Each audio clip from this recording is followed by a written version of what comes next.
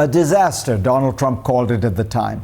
A cause of generational and reputational damage, said then Senator Marco Rubio. Part of an incoherent maze of foreign policy, Pete Hegseth argued a few years later. In the shadowed corridors of Brussels and the tense chambers of Strasbourg, the European Union stands at a precipice, its fragile unity tested like never before by the thunderous escalation in the Middle East.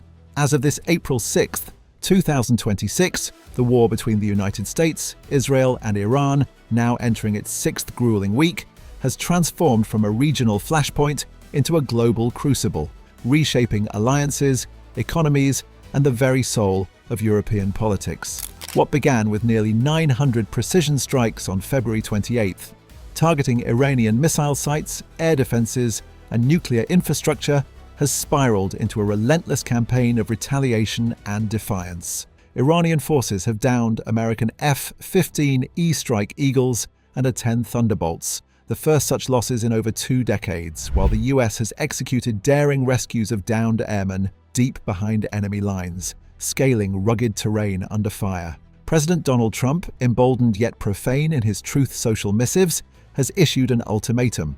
Reopen the Strait of Hormuz by Tuesday or face hell. Power plants bombed, bridges shattered, infrastructure reduced to rubble. Tehran rejects it outright, vowing the waterway will never return to its former state for Washington and Tel Aviv, even as Iranian missiles rain on Haifa and Gulf targets, and oil flows paradoxically double Iran's wartime revenues through shadow sales to China.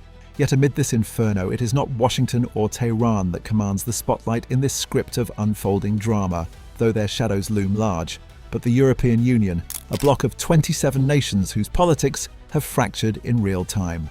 Europe did not choose this war, nor was it consulted in its launch. The speed and secrecy of the US-Israeli operation caught leaders off guard, forcing a scramble that exposed deep rifts in foreign policy, military posture, and economic survival instincts. From the outset, the EU's response has been a mosaic of condemnation, caution, and quiet resistance, a disjointed symphony playing out against the backdrop of soaring energy prices, closed shipping lanes, and the haunting spectre of broader escalation that could engulf the continent's fragile post-Ukraine recovery. Picture the scene in the European Council chambers. High Representative for Foreign Affairs and Security Policy, flanked by Commission President Ursula von der Leyen and Council President Antonio Costa, issuing measured statements that urge restraint while condemning Iran's inexcusable attacks on sovereign neighbors. The EU has long sanctioned Tehran for its nuclear ambitions, ballistic missiles, human rights abuses, and proxy support across the region, measures tightened further in recent months to align with broader security goals. But von der Leyen's call for a credible transition in Iran and Costa's direct outreach to President Masoud Pezeshkian reveal a deeper diplomatic thread. Europe seeks de-escalation through dialogue, not domination. The Middle East stands to lose greatly from any drawn-out war, the bloc declared early on, warning of unpredictable economic ripples that could crash upon European shores like the very oil tankers now idling in the Persian Gulf. This is no abstract policy paper. It is raw politics in motion. Trump's demands for European bases, airspace, and logistical support have met a wall of refusal that is hardened by the day. Spain, invoking neutrality and legal obligations, evicted US military aircraft from its bases, prompting Trump's blistering retort of trade cutoff threats. Italy and France have restricted overflights and information sharing, while Austria and Switzerland, neutral by tradition, closed their skies entirely to operations linked to the Iran theatre.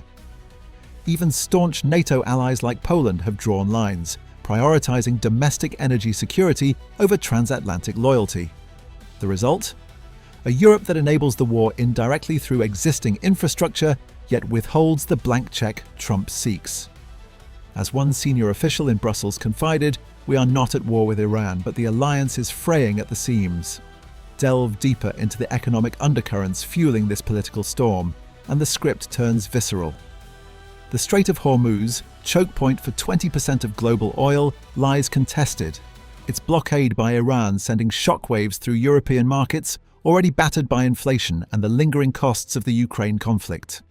European leaders watch with alarm as Iran's oil revenues surge despite sanctions, funneled through alternative routes to eager buyers in Asia. Germany, France, and the Netherlands, import dependent on Gulf crude, face spiking fuel prices that threaten winter heating bills and industrial output. The EU's disjointed energy policy, once a cornerstone of green transition ambitions, now clashes with immediate realities.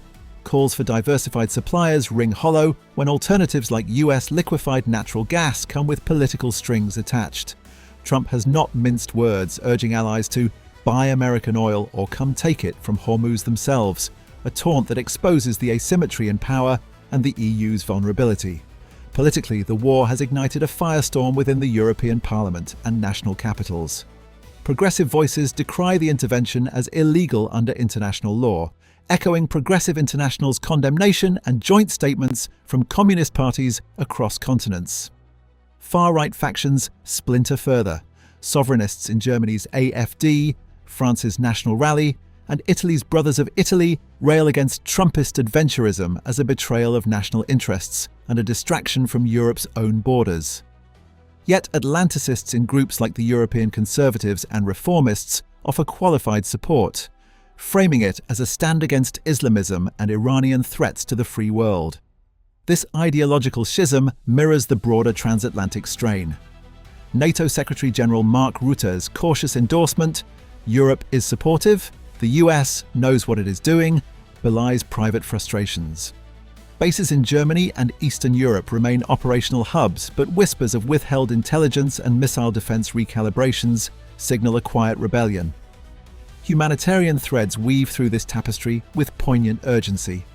Over 2,000 Iranian deaths from US-Israeli strikes, per Tehran's health ministry, alongside civilian infrastructure hits and refugee flows toward Turkey and the Caucasus, demand Europe's attention.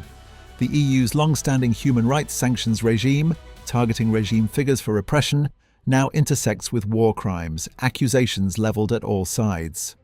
Iran's retaliatory strikes on Gulf states and threats to the Bab el-Mandeb Strait amplify fears of a multi-front conflagration, one that could destabilize migration routes and amplify populist unrest in Europe. Leaders like Spain's Prime Minister have explicitly linked the crisis to domestic politics, warning that unchecked escalation feeds anti-war sentiment already polling strongly against the conflict in the US and beyond. As the script unfolds toward its uncertain climax, consider the strategic calculus reshaping EU politics for years to come. This war is not merely a Middle Eastern affair, it is a stress test for European strategic autonomy. For decades, the EU has aspired to a common foreign and security policy independent of Washington. Yet the JCPOA nuclear deal's collapse, abandoned by Trump in his first term and revived only fitfully, left Europe as a bystander in its own backyard.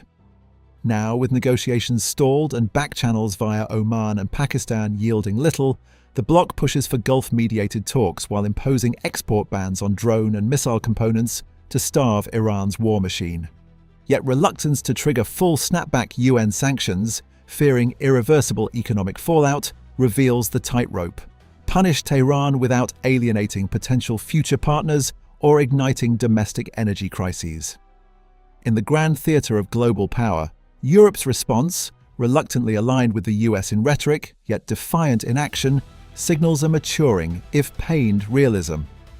The E3 trio of France, Germany, and the UK have reserved rights for defensive coordination against Iranian launches, but they decline frontline roles, prioritizing de-escalation over escalation. This positions the EU as a potential bridge builder. Von der Leyen's support for power transitions in Iran hints at post-war visions of a reformed Tehran, free from nuclear shadows and proxy entanglements. Yet the costs mount: strained NATO cohesion, economic turbulence, and a credibility gap that populist leaders exploit in upcoming elections across the continent. Trump's expletive-laden threats and the daring US rescue of the F-15 airmen, evading capture for over a day in hostile terrain, underscore America's unilateral resolve, but they also highlight Europe's pivot point. Will the bloc double down on sanctions and diplomacy, forging a path that asserts its voice in a multipolar world? Or will divisions deepen, leaving it sidelined as oil prices climb and missiles arc across skies? The Strait of Hormuz remains the pivot. Its closure not only chokes global trade but exposes the EU's dependence, forcing a reckoning with energy sovereignty and alliance loyalty. As dawn breaks over the Bosphorus and the Rhine, the European Union navigates this storm with a blend of idealism and pragmatism forged in the fires of history. From the ashes of 2 world wars and the Cold War's end, it emerged as a project of peace and integration. Now, in 2026, that project confronts its limits. The Iran war lays bare the truth. In an era of great power rivalry, Europe cannot afford disjointed responses. It must evolve, perhaps through enhanced mutual defense pacts, unified energy strategies, or bolder diplomatic initiatives to safeguard its interests without sacrificing its principles.